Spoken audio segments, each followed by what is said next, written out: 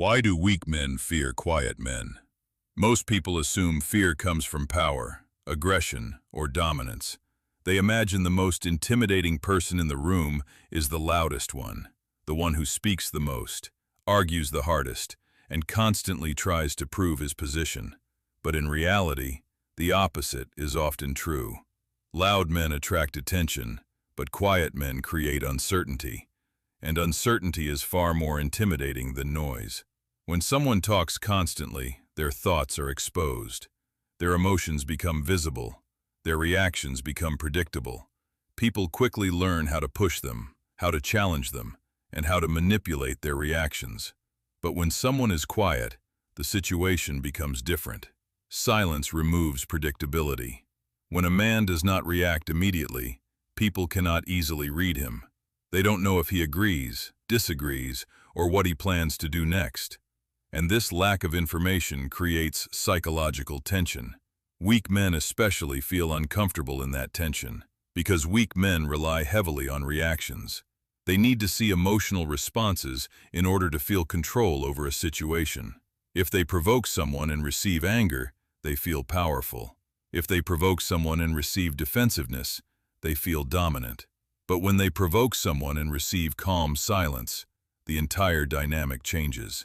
Suddenly their pressure produces nothing. No anger, no panic, no defensive explanations, just stillness. And stillness is difficult to confront because it forces the other person to face their own behavior. Silence acts like a mirror. The person trying to dominate the interaction suddenly hears their own voice more clearly. They notice how aggressive they sound, how emotional they look, how desperate their attempts at control appear. That reflection makes many people uncomfortable, especially weak men, who depend on emotional reactions to maintain a sense of superiority. Quiet men remove that advantage. When someone remains calm, speaks slowly, and chooses their words carefully, they control the rhythm of the interaction. Instead of reacting to pressure, they observe it. Instead of defending themselves emotionally, they allow the tension to exist without rushing to fix it. And this creates something extremely powerful: psychological weight. The room begins to organize around the person who is least reactive, because the less someone reacts, the more others must adjust their behavior to fill the silence. Weak men fear quiet men because silence removes the game they rely on. Many social interactions between insecure people are built on small power games. Interruptions, sarcastic comments, subtle challenges, or exaggerated confidence are often used to push others into reacting. These behaviors are not always conscious. In many cases, they are automatic attempts to gain position inside a conversation. When someone pushes emotionally and sees the other person react, the dynamic becomes clear. One person leads the pressure, the other responds. That pattern gives the person applying pressure a sense of control. But quiet men break this pattern immediately. When someone tries to dominate the conversation with loud opinions or aggressive tone, the quiet man does not compete in volume. Instead of speaking faster or louder, he slows down. Instead of defending himself emotionally, he observes the situation.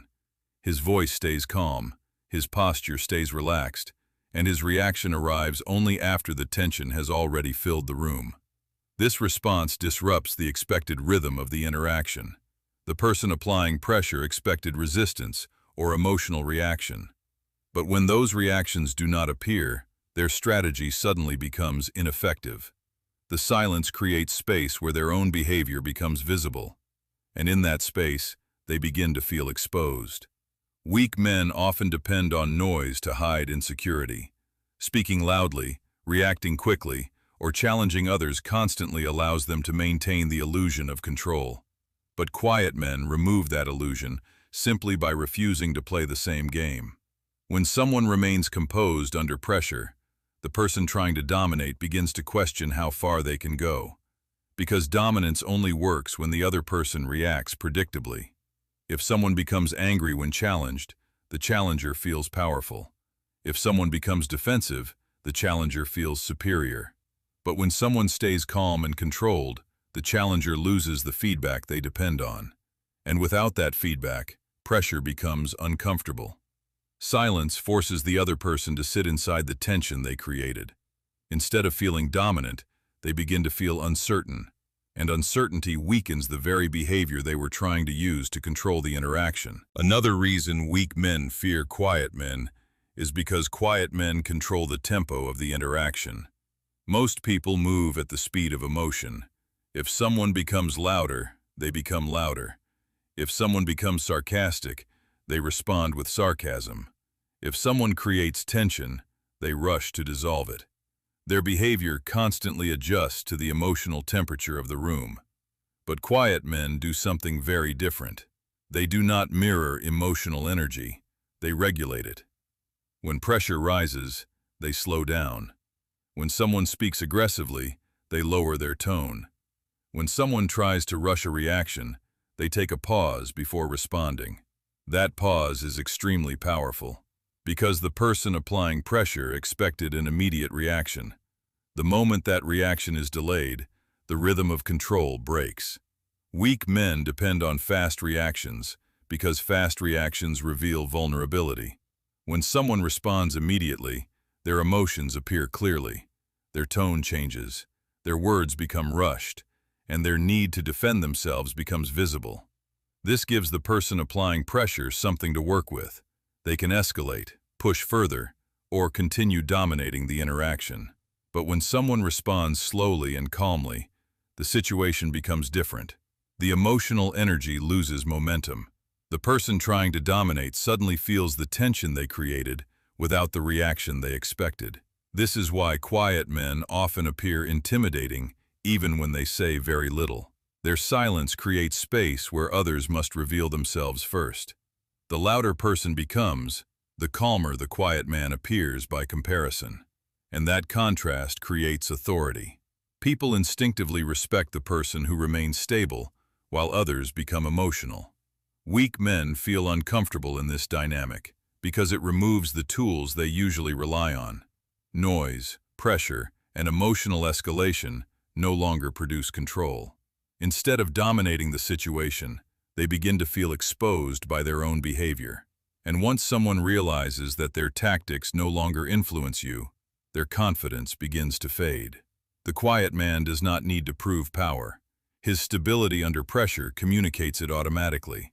And the moment people understand that emotional tactics cannot move him, they stop trying to use them. At the deepest level, weak men fear quiet men because quiet men cannot be easily influenced. Most social dominance games rely on one simple mechanism: emotional leverage. If someone can provoke anger, they gain control of your reactions. If they can create insecurity, they gain influence over your decisions. If they can make you defensive, they begin to lead the interaction without even realizing it. Many men unknowingly participate in this cycle every day.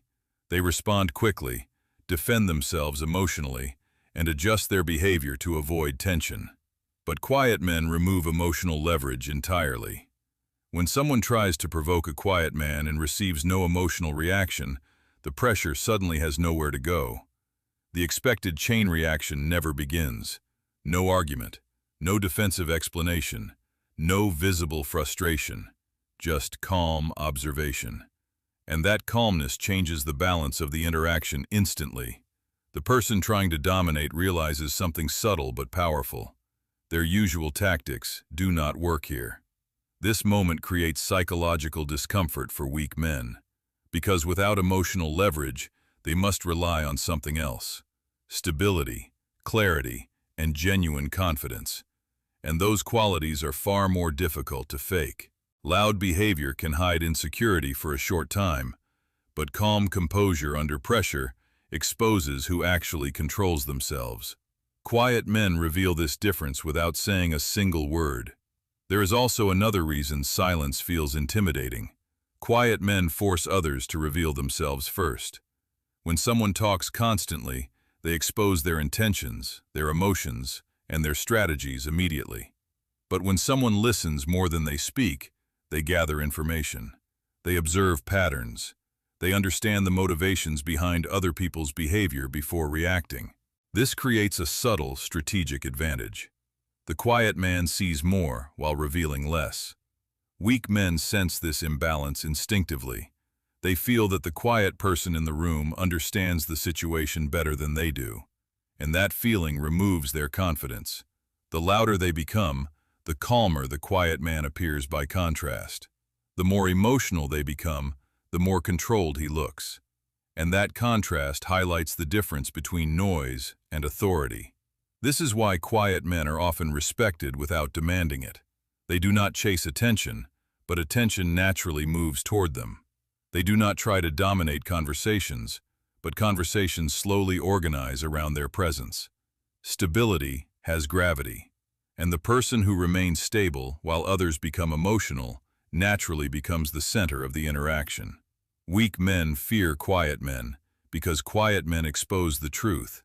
Real power is not loud, it is controlled.